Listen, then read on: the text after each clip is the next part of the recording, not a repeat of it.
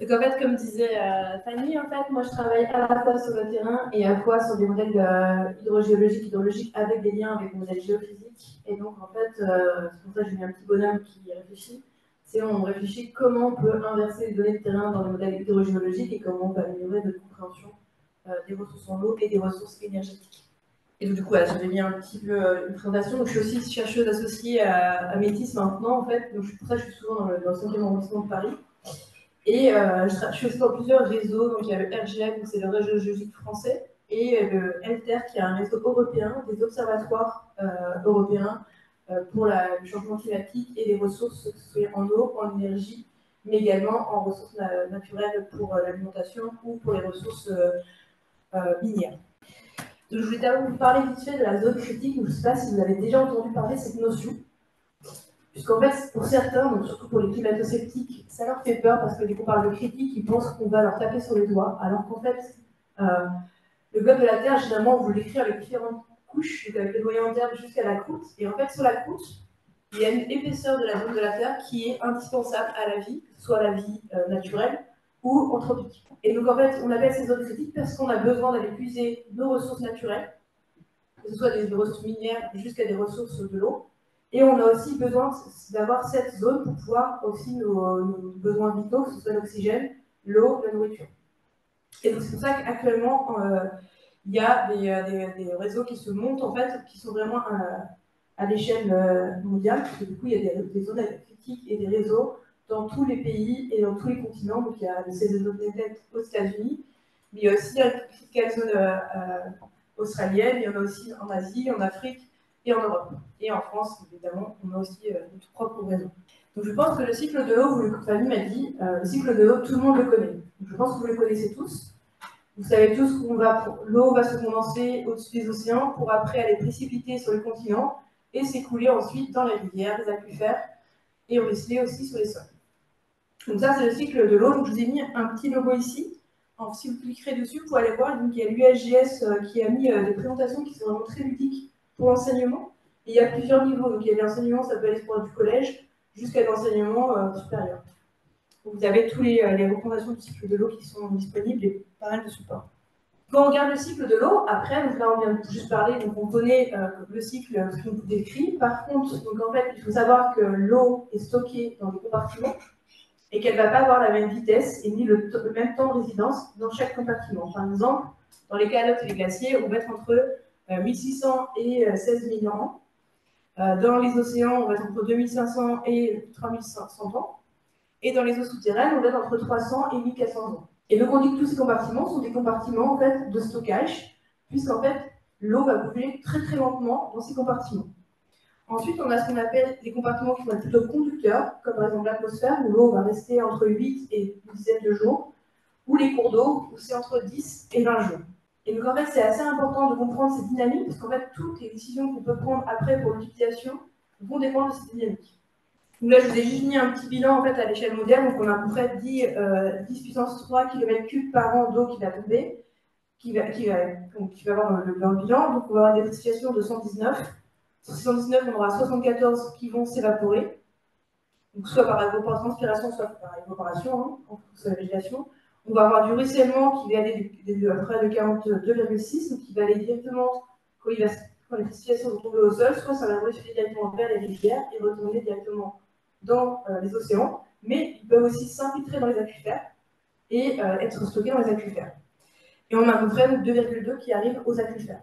Donc du coup, sur la planète, si on représente donc, une bulle d'eau par rapport à l'échelle de la planète, on voit qu'on n'a pas non plus des quantités monstrueuses d'eau sur la planète. Et si en plus on regarde où est-ce qu'il y a l'eau sur Terre, on voit qu'il y a 97,2% qui sont dans les océans, et on a une toute petite partie qui est dans les eaux douces. Donc on va appeler qui va être dans la géosphère. Et donc au sein de la géosphère, on va avoir une partie qui va être dans les glaciers, une grande partie, une partie qui va être dans les eaux souterraines qui seront donc, inférieures à 800 mètres de profondeur, et dans les eaux souterraines supérieures à 800 mètres de profondeur, puis une autre partie dans les rivières et les lacs. Je ne sais pas si vous avez une idée pourquoi j'ai mis une barrière à 800 mètres de profondeur. Est-ce que vous auriez une idée de pourquoi on met cette barrière de quantité de profondeur? Donc déjà, en fait, il faut s'imaginer qu'on va forer donc, à 800 mètres de profondeur, donc c'est très onéreux. Et ensuite, comme je vous disais tout à l'heure, en fonction de la profondeur, on ne va pas avoir la même qualité d'eau, puisqu'en fait, l'eau va être plus ou moins âgée. Et en fonction des formations géologiques qu'elle aura rencontrées, on n'aura pas la même qualité d'eau. Déjà, donc, forêt à 800 mètres, ça va vous coûter à peu près plus de 200 000 euros. Donc il y en a très peu qui sont faits. Et donc, en plus que la ressource qu'on va puiser, c'est de l'eau, et l'eau, ça ne coûte pas cher. Donc en fait, on va rarement aller à cette profondeur. Et en plus, la qualité, souvent, on a des eaux très métalliques, et donc on ne peut pas l'utiliser pour l'eau potable. Et donc en fait, avec tous ces chiffres, en fait, en gros, on a 0,77% de toute l'eau qui vient à la Terre qu'on peut utiliser pour l'eau potable. Donc ce cycle naturel que je vous ai montré tout à l'heure, en fait, il est très perturbé actuellement, et en fait, le cycle de l'eau que l'on connaît tous, actuellement, on ne peut pas dire qu'il est juste, puisqu'en fait, on a des usages anthropiques. Et donc maintenant, on va mettre donc les eaux vertes, qui sont les eaux qui sont utilisées pour les activités agricoles. On va avoir les eaux bleues, donc c'est les eaux qui vont s'écouler dans la surface du sol et dans les aquifères. Et les eaux grises, ça va être les eaux qui vont être relatiguées par les activités anthropiques dans le milieu naturel. Et donc actuellement, on sait que les 3/4 de la planète donc, sont perturbés par les activités anthropiques, quelles qu'elles soient, que ce soit de la déforestation, que ce soit des activités agricoles ou de l'urbanisation. Mais on a aussi un dérèglement climatique des stocks d'eau. En fait, on va bouger les masses d'eau dans les compartiments et on va modifier donc tout ce qui va être précipitation et la température, et par conséquent, tout le cycle de l'eau. Donc là, je vous ai mis un nouveau schéma qui a été fait par Ben Abbott, j'ai oublié la référence, mais du coup, qui en fait revoit ce cycle de l'eau en prenant en pourcentage les eaux grises, les eaux bleues et les eaux vertes. Et donc là, vous avez tous les usages donc, anthropiques qu'on peut avoir. C'est aussi une présentation du SGS que vous pouvez aller prendre sur leur site et qui vous permet aussi, ils sont en plusieurs langages, hein, je crois qu'ils l'ont traduit en 30 langages. Donc peu importe qui vous enseignez, en fait, vous l'avez en français, en anglais, en espagnol, en chinois. Et donc, pourquoi l'eau? En fait, l'eau, donc déjà, on sait tous que c'est essentiel à l'activité biologique, mais c'est aussi associé à des grands cycles. Par contre, par exemple, on parle beaucoup du cycle du carbone. Le cycle du carbone est associé à l'eau, puisqu'il va être véhiculé par l'eau dans le souterrain et dans aussi les rivières, etc. On est aussi lié donc, au cycle du phosphore, du nitrate et de l'énergie. Et ça permet de maintenir donc, les écosystèmes aquatiques et aussi terrestres. Donc j'ai mis juste un petit schéma pour aussi voir que l'eau, on l'utilise aussi pour produire les choses, ce que l'on a besoin pour vivre. Ça va de la tasse de café jusqu'à la voiture. Et en fait, on peut regarder, c'est la consommation d'eau qu'on a besoin pour faire une tasse de café. Donc généralement, les étudiants rigolent beaucoup parce qu'ils me disent qu'il faut boire de la bière pour pouvoir sauver la planète. C'est pas exactement ça. Mais en fait, c'est un site où ils ont vraiment été quantifiés, comme on peut faire pour les quantités de carbone, aller de la production jusqu'à la construction. Ça veut dire que par exemple, pour une voiture, on ne va pas juste prendre de l'eau pour laver la voiture. C'est aussi l'eau qu'on va avoir utilisée pour extraire les métaux dans les ressources. Et donc actuellement aussi, il y a un nexus qui a été mis en place à Bonn en 2011, en fait, qui lie en fait l'eau à l'énergie et la nourriture, puisqu'en fait, pour produire de l'eau, vous avez besoin de l'énergie pour faire fonctionner des pompes, par exemple, mais vous avez aussi besoin d'eau pour pouvoir produire de l'énergie. Par exemple, si on fait de l'hydroélectricité, on va avoir besoin d'eau. Si on utilise des centrales nucléaires, on va avoir besoin d'eau pour les refroidir. Et pour la nourriture, on va avoir besoin donc, que les terres soient suffisamment soit arrosées naturellement, soit par l'irrigation, soit le drainage. Donc l'eau est vraiment dans tous ces cycles, mais on est aussi lié parce que qu'on va produire la nourriture, on va aussi pouvoir changer la qualité de l'eau. Donc je vous ai mis après des petites applications. Donc là vous avez donc une construction pour faire de l'eau potable, là c'est l'irrigation. On peut aussi avoir, ce que je vous disais, avec les clusters aussi, les clusters de calcul, certains sont refroidis avec des eaux souterraines pour pouvoir refroidir les zones. Dernièrement, là, je vous ai mis 2022, mais je pense qu'on pourrait mettre 2025 bientôt. Donc, c'était la sécheresse qu'on a eue en 2022, que vous avez bien vu, qui nous posait quand même des soucis pour pouvoir, pas juste pour pouvoir respirer, mais aussi pour que les productions agricoles, etc., se maintiennent. Et on voyait que le niveau des nappes a baissé partout.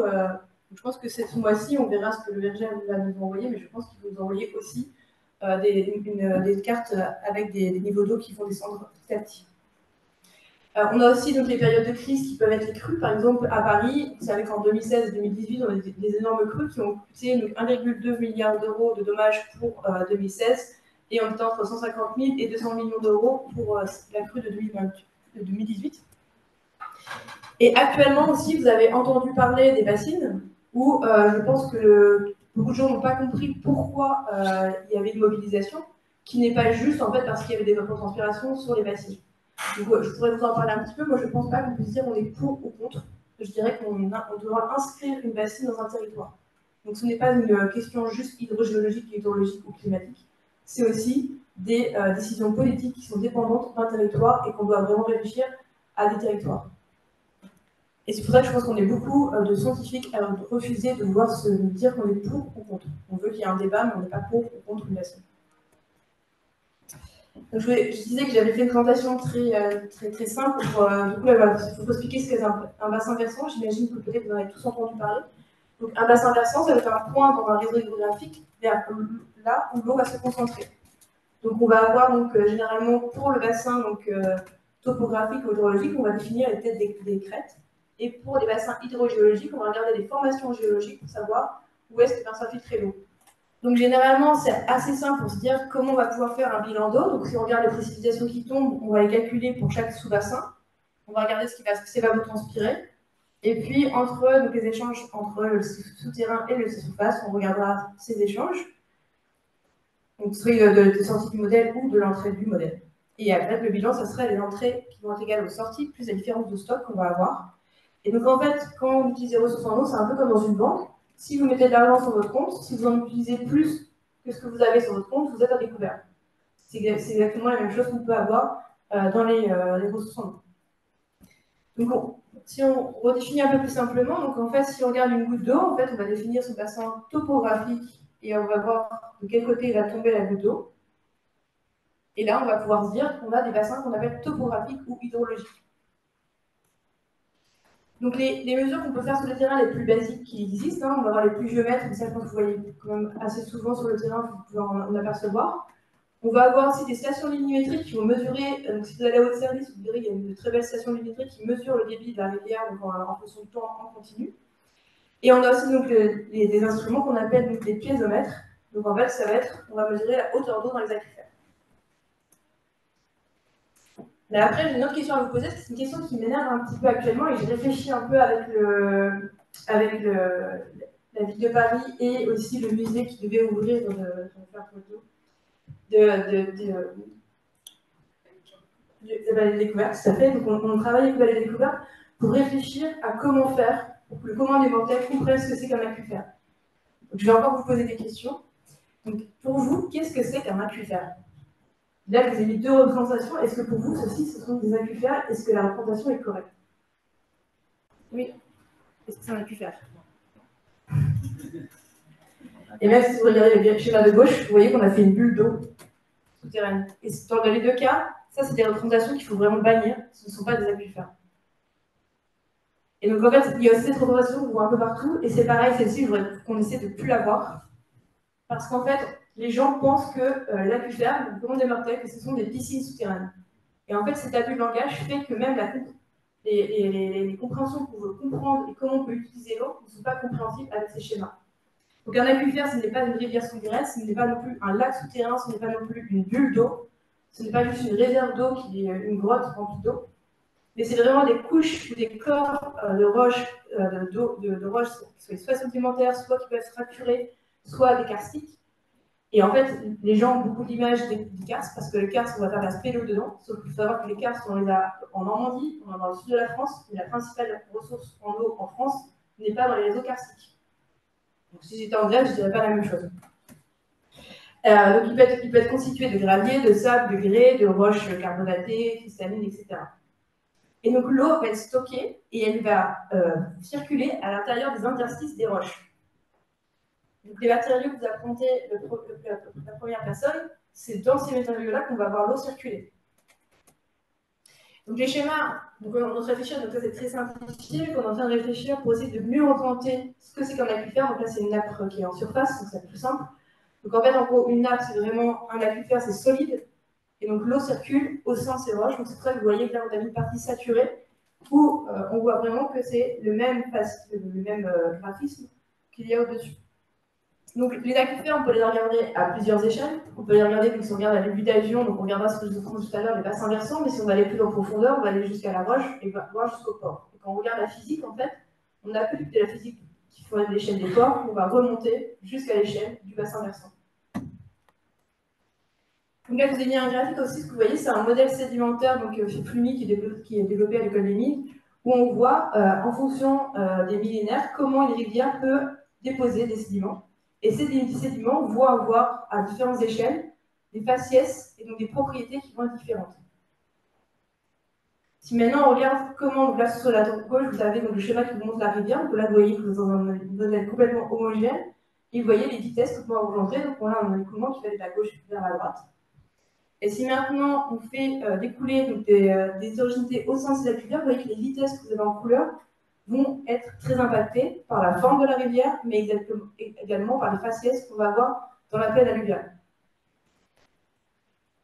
Et donc, comment on fait, parce que du coup, c'est pas si simple que ça, comment on fait, parce que du coup, en effet, les aquifères, donc j'avais ma présentation à la Mystère des aquifères, il y a un an, j'ai fait une présentation devant une compagnie de théâtre qui, eux, m'ont dit que c'était très mystérieux. Et donc, quand eux, on a ouvert un piézomètre, ils étaient vraiment ébahis. On ne pensait pas avoir cet impact. Et donc, en fait, on a fait un forage il y a 2 ans donc, sur le bassin de l'Orgeval, qui n'est pas très loin de Paris, qui est à 70 km, où on a foré à 70 mètres pour essayer de décrire les couches géologiques qu'on peut avoir dedans. Et donc, si on regarde en fonction de la profondeur, vous voyez que les faciès, là, vous voyez, au tout début, c'est vraiment à gauche le sol. On va avoir 6 mètres de limon, par exemple. En dessous, on va avoir des zones qui sont un peu karstifiées, donc on appelle plutôt meuliérisées. Et ensuite, on va arriver sur des argiles amélières, etc., avec des mains, pour arriver après dans les calcaires de Champigny, qui sont un aquifère qui est très exploité près de Coulommiers. Donc ça, je viens de vous le décrire. Et donc, en fait, l'autre inconvénient qu'on a, je ne vous décrirai pas trop les méthodologies parce que je pense qu'on n'a pas vraiment le temps, mais généralement, on va avoir des forages à plusieurs endroits. Et ce qu'on nous demande, c'est d'imaginer comment ces forages, on pourra les relier. Ce qui n'est pas simple, parce que du coup, si vous voulez filmer des représentations, on peut regarder avec plusieurs méthodes géophysiques, géostatistiques, et on peut avoir différentes formations et plusieurs dessins qui vont se faire pour des mêmes forages. Et donc, ce qu'on voudrait, donc là j'ai un peu simplifié les choses, c'est savoir là où les formations seront les plus conductrices et les formations les moins conductrices pour essayer d'imaginer comment on va pouvoir quantifier les flux d'eau in fine. Et donc, généralement, beaucoup de gens pensent qu'on est un peu des Superman où on arrive à voir, alors qu'en fait, je ne vois pas ce qu'il y a sous mes pieds non plus, donc je ne sais pas ce qu'il y a sous mes pieds. Donc, généralement, ce que je suis capable de décrire, c'est plutôt une image qui est comme ceci. Et donc, ce qu'on fait, c'est qu'on travaille donc, avec les géophysiciens donc, à différentes échelles. On peut utiliser donc, soit des images satellitaires, on peut utiliser des mesures de terrain, comme par exemple des mesures électriques ou sismiques, pour essayer d'imaginer, et bien juste imaginer, mais d'inverser, ce que disait Fanny, les données qu'on va avoir sur le terrain pour retrouver les propriétés du sous-sol. Mais pas que, parce que du coup, comme en hydrogéologie, ce qui nous intéresse aussi de voir des flux, plus que des faciès. Donc on essaie aussi de quantifier des flux avec des méthodes géophysiques. Je vous ai mis un peu une ribambelle de méthodes qui existent. Hein. Tous ces instruments, là, en fait, on les a quasiment tous à Paris et en France. Et dans toutes les universités françaises, en fait, maintenant, on commence. Je vous ai mis que les plus simples, et on les a quasiment partout. Donc, pour la gravimétrie, elle n'est pas disponible partout, mais que ce soit des méthodes électriques, sismiques ou électromag, maintenant, en fait, quasiment tous les laboratoires français, mais même européens, ont leurs instruments. Et donc, généralement, sur la question, mais quel instrument je vais utiliser, les étudiants ont répondu, ça dépend de la somme d'argent que j'ai. Pourquoi pas, pas juste généralement, on va plutôt se poser la question, par rapport à la question, soit sociétale ou scientifique qu'on se pose, quelle échelle on veut travailler et quelles propriétés nous voulons trouver. Et en fonction de ça, on va choisir la méthode géophysique et aussi faire le design de la campagne du terrain. Et donc avec tout ce que je vous ai dit, donc vous voyez que maintenant un bassin inversant, en fait, c'est beaucoup plus compliqué, parce qu'en fait, une goutte d'eau qui tombe ici, en fait, elle peut très bien aller dans la rivière de droite au lieu d'aller dans la rivière de gauche. Donc en fait, le bassin topographique, le bassin versant, c'est aussi une notion qui m'énerve un petit peu, parce qu'en fait, elle trompe les gens. Et c'est pas parce que je suis en haut d'une montagne que je suis capable de dire de quel côté va aller l'eau. Je vous ai juste montré, mais peut-être que vous connaissez déjà ce que c'est qu'un piézomètre. Donc, généralement, les piézomètres, en fait, on va les forer, comme je vous ai montré tout à l'heure avec une foreuse. Et derrière, on va devoir choisir des crépines qui vont être dépendantes du faciès, puisqu'on va aller puiser de l'eau au sein des roches. Je vous ai mis aussi des petites notions, bon, peut-être que vous le saviez, mais bon, ce qu'on appelle une cote piézométrique, ça va être la hauteur d'eau que je vais avoir dans un piézomètre. Et donc, on va dire qu'une isopièce, donc ça va être la même valeur de cette cote. Et donc, par exemple, si on regarde une rivière et un aquifère, généralement, on peut se dire c'est assez simple. Si mon niveau d'eau que j'ai dans mon aquifère qui est plus haut que la rivière, dans ce cas-là, c'est l'aquifère qui va alimenter la rivière. Et ce qu'on aimerait bien, c'est que ça reste toujours pareil.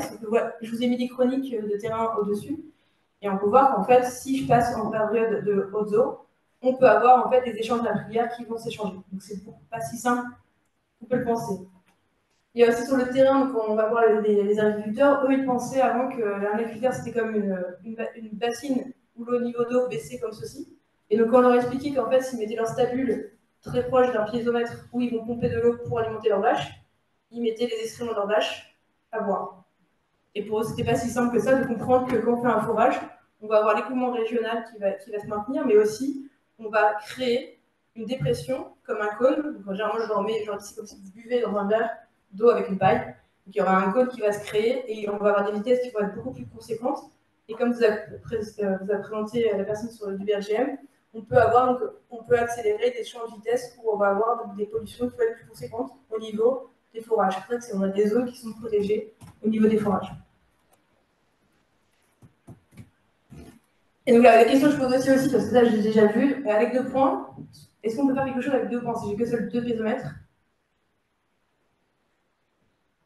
Alors, surtout pas, on ne peut rien faire. Si on n'a que 2 points, on ne fait rien.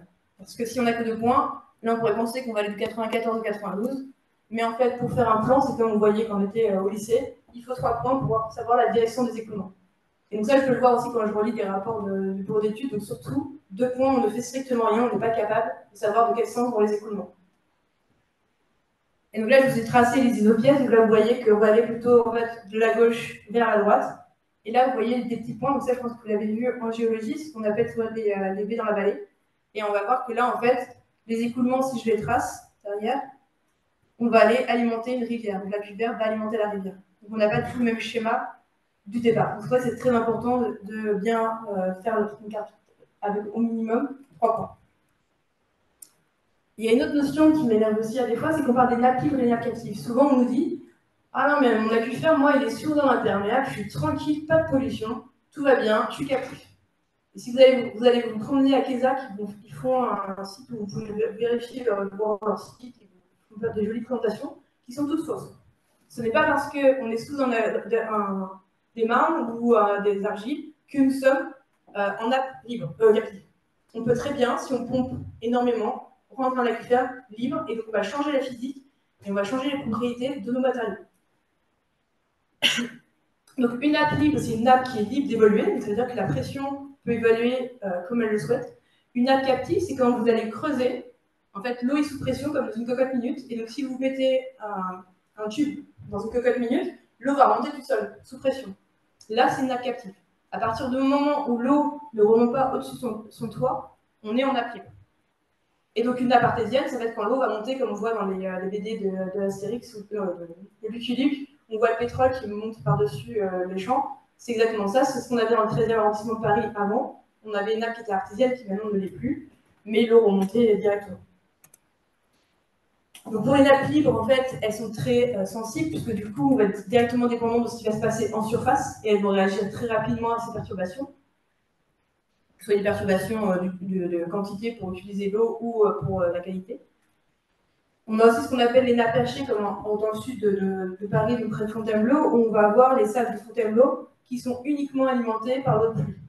Donc en fait, dès qu'on n'a plus de pluie, c'est pour ça que la forêt de Fontainebleau, on est très inquiet pour elle, parce qu'en fait, les arbres ont moins en moins d'alimentation, surtout cette année, et puis 2022, où les arbres avaient du mal à puiser leurs ressources en eau.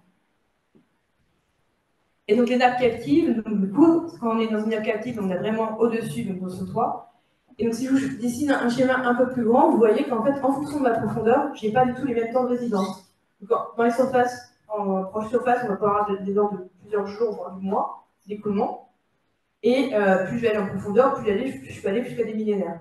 Donc, vous imaginez donc pourquoi on râle pour une bassine, c'est que si vous mettez votre bassine ici, que vous puissiez de l'eau ici, les gens qui attendent de l'eau là, ils ne l'auront jamais. Et donc c'est pour ça que je dis qu'une bassine, ce n'est pas juste un problème hydrogéologique ou hydrologique, c'est un problème sociétal et politique, puisqu'on doit mettre une bassine à un endroit, ça veut dire que l'eau qu'on va puiser en hiver n'arrivera pas en été ailleurs. Et c'est dans ce sens-là que je pense qu'il faut vraiment intégrer une bassine dans un territoire et ce soit des décisions qui soient communes à tous les usagers des eaux. Et donc vous voyez là aussi que si on regarde donc une nappe, là vous voyez que ma nappe ici, son toit il va être ici, parce qu'on a un imperméable. Mais ici, elle va être libre, donc une nappe passer d'une nappe libre à une nappe après captive, puis artésienne pour redevenir libre. Et donc c'est ce qu'on a par exemple au niveau de Bordeaux, je suis désolée, je suis passée avec ces slides, où en fait au niveau d'Albi, on va avoir donc, la nappe de l'Éocène qui va être libre, et puis ensuite elle va devenir donc, artésienne, pour ensuite devenir captive. Donc la physique va complètement changer des écoulements en fonction de là où on va se situer dans l'aquifère. Donc là je vous ai remis donc, Paris. Donc là donc c'est pareil, en fait, c'est le pompage qu'on avait avant à Paris qui était dans le 13e, qui était donc, artésien. Et donc Paris, ce qu'on dit, c'est une succession d'axes, donc on va avoir des aquifères, des aquitaires, des aquifères, des aquitaires, et en fonction de la profondeur où vous allez être, l'eau ne va pas tout tomber et être alimentée par les mêmes ressources. Généralement, quand je suis sur le terrain d'Orgeval, les gens pensent que leur eau vient des Bauges, mais je leur explique que leur eau des Bauges, elle va dans un aquifère qui est à plus de 1000 mètres de profondeur sous leur pied, ce qui n'est pas simple pour eux. Donc, je vous ai mis d'autres exemples. Donc, il y a les aquifères de soc qu'on va plutôt retrouver donc, en Bretagne, où là, en fait, en gros, l'eau va circuler au sein des fractures et des failles. Ou alors les systèmes karstiques, comme je vous ai dit, hein, qu'on a plutôt au niveau de Rouen ou du sud de la France. Je vous ai mis aussi plusieurs donc, sources que vous pouvez utiliser dans vos enseignements, parce que du coup, en fait, en France, maintenant, on a beaucoup de données qui sont libres d'accès. Et il y a un outil qui a été développé par le BRGM et je ne sais plus quel autre institut, mais qui s'appelle Ebo, qui est directement utilisable via des notebooks Jupyter pour faire du Python. Et donc, vous pouvez aller chercher des données avec vos étudiants dessus, directement, pour pouvoir leur faire visualiser ce que c'est, comment varie un niveau d'eau, comment varie la qualité de l'eau, etc. Donc, je vous ai mis toutes les ressources. Donc, il y a HydroPortail pour tout ce qui va être données de débit d'eau, etc. ADES, c'est plutôt pour les niveaux piézométriques. Naya, ça va être plutôt pour la qualité. Ebo, c'est justement l'API qui a été développée pour pouvoir utiliser toutes ces ressources. Maintenant, les données Météo France sont gratuites aussi, donc vous pouvez aussi directement télécharger les données de Météo France via des notebooks. Et il y a aussi Cendre qui permet de voir la cartographie des stations. Et donc, qu'est-ce que c'est qu'un milieu poreux? En fait, quand on boit son café le matin, on fait un écoulement dans un milieu poreux tous les matins. En fait, c'est comme dans les aquifères. Donc, on peut imaginer donc, le filtre à café et le café vont constituer un milieu poreux, comme la roche que vous voyez sur la partie droite. Et donc, en fonction des types de roches, on va avoir plusieurs propriétés qui vont être vraiment importantes pour quantifier les ressources en eau. On va avoir les propriétés de stockage et de dynamique. Donc, ça va être par exemple la porosité ou ce qu'on appelle aussi le coefficient de magnésiement. Je ne rentrerai pas dans les détails, mais et on peut avoir aussi donc, la perméabilité qui va être liée aux vitesses d'écoulement d'eau. Donc, par exemple, des collusions où vous allez avoir peu d'eau, mais vous aurez des vitesses très conséquentes. Les calcaires, par exemple, de Brie, vont être, eux, on peut avoir stocké dans la matrice de l'eau. Ils vont être aussi assez conducteurs, mais moins que les collusions. Par contre, les argiles, il y a beaucoup d'eau dedans. En fait, elles sont complètement saturées. Mais elles sont tellement saturées et en fait, les liaisons entre les molécules d'eau et d'argile sont tellement fortes qu'on n'arrive pas à les casser. Donc en fait, dans les couches qu'on appelle aquitaires, qui sont peu perméables, il y a énormément d'eau. Et ça, c'est aussi un abus de langage qu'on entend souvent, où les gens disent « Ah, il y a de l'argile, il n'y a pas d'eau ». Non, c'est l'inverse. Généralement, les argiles, même en cette période-là où il fait très chaud, pour que la plante puisse aller puiser de l'eau dans ces argiles, c'est très compliqué. C'est un peu pareil pour les marnes. Et les calcaires de Champigny, eux, il va y avoir du stock d'eau qui va être assez conséquent, et on peut aussi avoir des vitesses qui vont s'écouler. Du coup, la notion qu'on va parler de stock, généralement, c'est la porosité, donc ça va être le volume des vides qui vont être connectés par rapport au volume total de la roche. Donc ça vous permet d'avoir le stock d'eau qu'on peut avoir dans un aquifère. Pour un aquifère captif, c'est un peu plus compliqué, parce que je vous ai dit que c'était sous pression, donc on va plutôt parler de coefficient de magnésiement, mais là, ça demande de voir des notions mécaniques en plus. Je ne vais pas vous les inventer aujourd'hui. Là, je vous ai mis différents types de porosité que l'on peut avoir. Donc là, vous avez donc, dans les karstes, on peut naviguer au sein des porosités des karstes. Et donc là, c'est des arènes. Ici, vous avez les galets. Oh. Et ensuite aussi, ce qu'on va appeler donc, la porosité de fracture, par exemple, pour des granites. Je vous ai mis aussi des petites valeurs, je ne sais pas si ça peut vous servir. Ensuite, pour la vitesse des écoulements, c'est Henri Darcy, qui était un ingénieur des ponts et chaussées. Donc généralement, les étudiants y râlent parce que c'est un ingénieur des ponts et chaussées et pas des mines, c'est comme ça. Du coup, qui a été mandaté pour trouver de l'eau au sein de la ville de Dijon. Et donc, il a fait des expériences pour essayer de comprendre comment l'eau circulait dans les aquifères. Et donc, la phrase qu'il disait souvent, c'est que si vous induisez de l'eau à bon marché dans les maisons des pauvres, et si vous le faites parvenir jusqu'aux derniers étages supérieurs, où ils résident et où ils souffrent, vous avez rendu un immense service à la population. C'est la phrase qui est le plus souvent citée. Et donc, ce qu'il a fait, en fait, dans son expérience, donc là, vous avez comme une grande éprouvette. On va appliquer donc, une hauteur d'eau d'un côté plus haute et de l'autre côté plus basse, et on va regarder comment l'eau a circulé au sein de l'échantillon. Et en fait, comme l'eau est un peu une feignante, elle va toujours aller de là où c'est plus haut vers le plus bas. Attention, ça n'a rien à voir avec la topo du sol. C'est vraiment lié à la charge de l'eau. La charge de l'eau ne suit pas forcément la topo du sol. Elle va être aussi dépendante des propriétés physiques de votre milieu. Et donc, il a testé en changeant la section. Et donc, en fait, il s'est rendu compte que le débit était en fait fonction de la section qui était offerte à l'écoulement. Ensuite, il a regardé par rapport à la longueur. Donc, plus j'ai un échantillon long, plus j'aurai de résistance, plus mon écoulement sera plus faible. Et ensuite, il a regardé par rapport à la différence de charge qu'on peut appliquer, donc à hauteur d'eau entre la gauche et la droite de l'échantillon, et il a vu que c'était aussi dépendant. Et donc, il a créé aussi, il a testé avec différents milieux, donc il a pris du sable, du calcaire, etc. Et donc, c'est là qu'on a la loi de Darcy qui, en fait, nous dit que le débit d'eau va dépendre de la section qu'on va prendre, d'une propriété qu'on appelle la perméabilité, qui est la facilité un milieu à laisser s'écouler l'eau, le gradient de charge, et aussi la taille de l'échantillon. Et donc, si vous voulez faire des maquettes, on en fait, nous, en cours, en fait, on fait des petites maquettes de sable où on impose des charges pour essayer d'expliquer aux étudiants comment ils peuvent retrouver ces propriétés. Et en fait, ça leur parle parce qu'ils le voient sous leurs yeux. Et on peut mettre des colorants à la sein de la maquette pour qu'ils voient aussi comment l'écoulement va se faire au sein de la maquette et calculer après les propriétés. Donc, je vous ai mis aussi des valeurs, des différentes valeurs typiques des différentes roches. Si on revient un peu sur Paris, en fait, là, je vous ai mis la nappe de l'Albien. Donc, on voit qu'elle va s'infiltrer et au sein donc, de la couche de l'Albien, des sables. Et donc, avant que Paris soit une ville avec tous ces usages qu'on peut avoir, on avait un écoulement qui allait principalement de l'est de la France vers la Manche. Donc, avec les cartes isométriques, on peut calculer un gradient qui est à peu près de 5,7 fois 10-4. Donc, on a l'écoulement, je viens de dire ça. Hop. Et donc après, donc, en fait, il y a des forages qui ont été réalisés au sein des sables d'Albien, où on pompait à peu près de 5 litres par seconde. Bon, maintenant, plus en fait, la température de l'eau est trop élevée pour les usages en eau potable. Et donc maintenant, si on regarde la carte piézométrique, donc ça c'est celle de 1999, mais elle n'a pas évolué différemment, c'est qu'on voit que maintenant, les écoulements d'eau vont aller principalement vers Paris. Donc Paris, c'est comme si c'était un énorme pompage, puisqu'on pompe partout pour différents usages, pas que pour la l'eau potable.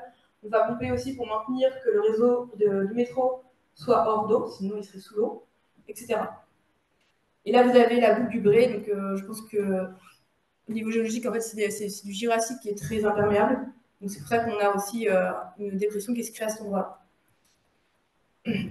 Vous l'avez mis un petit exercice, mais je pense qu'on ne va pas avoir le temps de le voir.